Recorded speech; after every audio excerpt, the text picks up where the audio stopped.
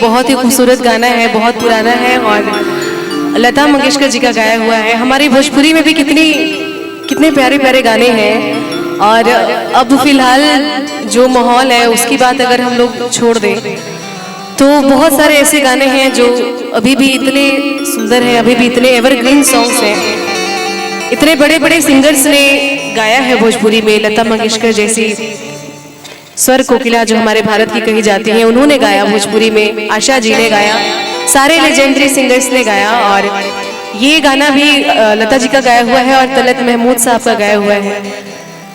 आइए सुना रही हूँ आप सभी को।